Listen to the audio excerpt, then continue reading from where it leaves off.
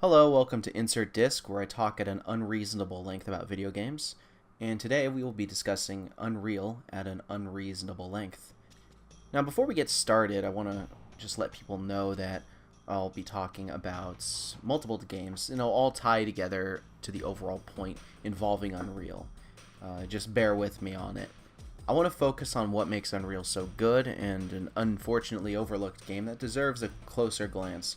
It deserves some more appreciation, at least compared to its contemporaries.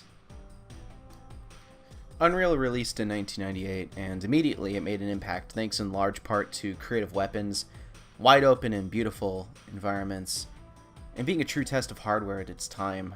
You could call it the Crisis of 1998, except optimized much better. The game hit stores with a unique perspective on the first-person shooter that influenced the genre post-release, and even to this day. What makes Unreal special is unfortunately overlooked compared to its peers from the same time frame, though. It's more than worthy of similar consideration, if not more, so let's talk about Unreal, what made it such an important game from the date of its release to today. Right, so let's talk about first impressions in video games. It's becoming more and more important, especially in the age of Steam refunds. If the first hour is mediocre, then what's the motivation to continue playing? It's a make or break situation that will dictate whether or not someone will want to spend more time with the game or skip the rest entirely.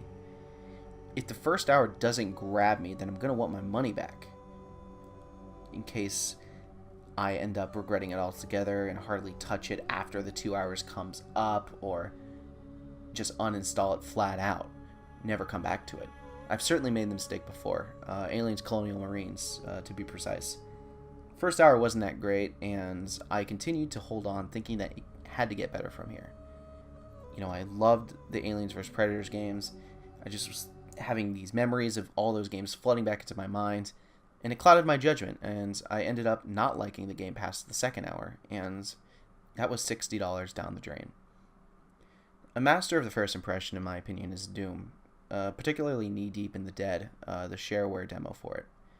It was extremely well done, and encouraged players to continue playing the game, gently nudging them to spend the money for the rest of the episodes, though the argument could be made that Doom's first episode is possibly too good.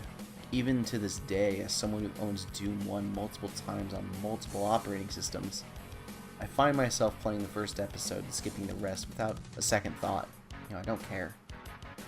With Quake, they fixed it somewhat. The first episode was good, though it wasn't something you could sink countless hours into while ignoring the rest of the content, though we'll get to Quake a bit later. In Unreal, you start out on a derelict prison ship, freshly crash-landed. You are a prisoner, hurt horribly. You hear the screams of humans all over, their cries of pain. You hear ominous growls right behind your ear. It's a cold, unwelcoming place. There's even a functioning death row on the lower levels, with a working electric chair. And it is efficient. It's scarily efficient. You want to get out of there as soon as possible, and the game trains you to think that way.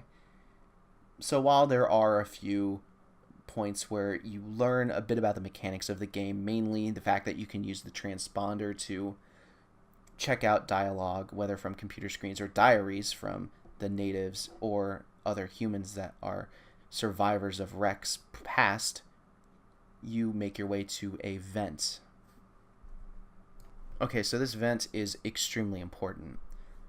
You make your way a little bit farther into it, and then you find the imposing figure of an unknown alien. It doesn't look friendly, that it doesn't attack you. And you only have one way to go, and that's forward, towards it. You're hurting, you have no weapons. This thing could very well kill you. As you walk forward, explosion happens, it disappears. You wonder what that is, and how it will play in the later stages of the level, of course, or in the game. So you get to explore a few other areas of the ship, maybe learn a little bit more backstory about it, go into a really weird armory with ice floors. It's a really nice trick to show off the engine at its time, but doesn't really serve much of a purpose. Then you encounter a door that is hardly open, but you can just see underneath it. the light poking underneath it, and the sound of scared humans, survivors, on the other side. And that's when you hear the same growls that you were hearing earlier in the game, followed by screaming, gunshots, and death gurgles from the humans. It's safe to say they got their asses kicked, you know. As the door opens, you see the same alien that you saw in that vent standing over them and sprinting off down the hallway. You don't feel like you can take it. Sure, I have this blaster gun, but how do I know it's anything more than a glorified flashlight? If multiple guards couldn't take out one of these aliens, then what hope do I have with my very little health, no armor, and pop gun, you know?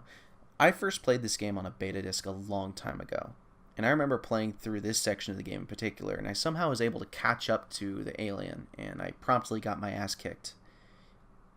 I never was able to replicate it, but it sticks to my mind with truth in advertising. Sure, I was only 5 years old at the time, so it's very much possible that I'm just bad at games, but it left an impact on me regardless. It's reminiscent to the System Shock 2 opening moments when you awake from the medically induced coma on an infested ship. You have no items, you have no idea what happens, and there's a sense of urgency. So you want to move forward. You're forced to move forward.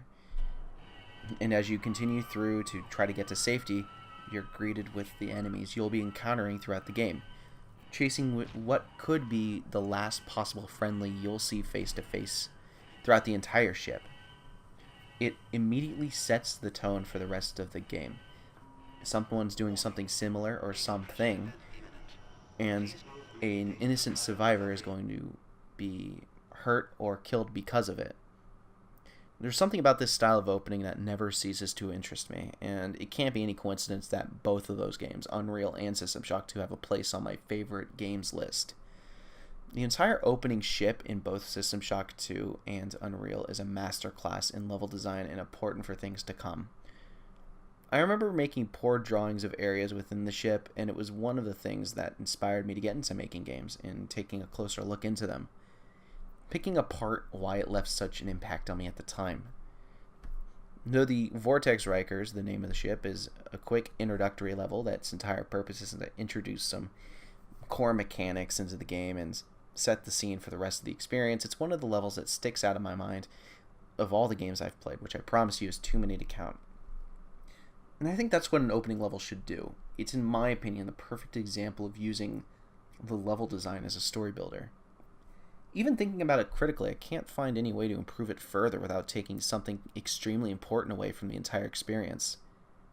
As you exit the ship, you're greeted with a familiar sight if you've played an FPS before.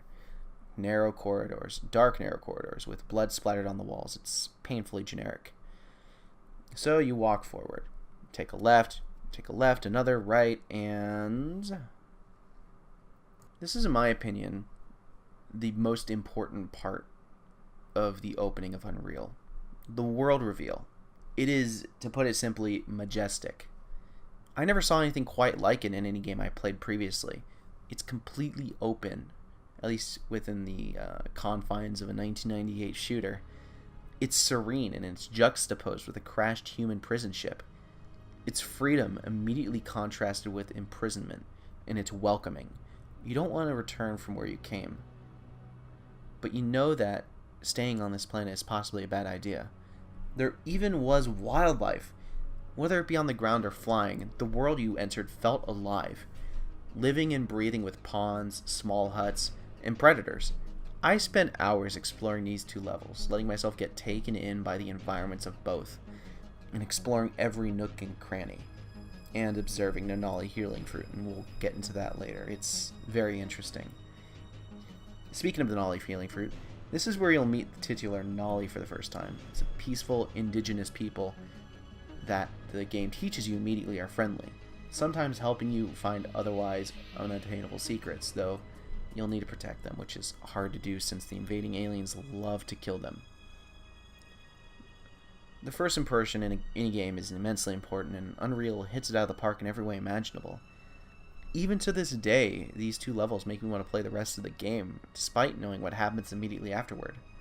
Nothing is secret anymore, but it sucks you into the game world. It's a true example of immersion in video games without having to rely on any tacked-on features like an RPG mechanic or hackneyed story writing that you're forced to pay attention to. It does it purely by spectacle.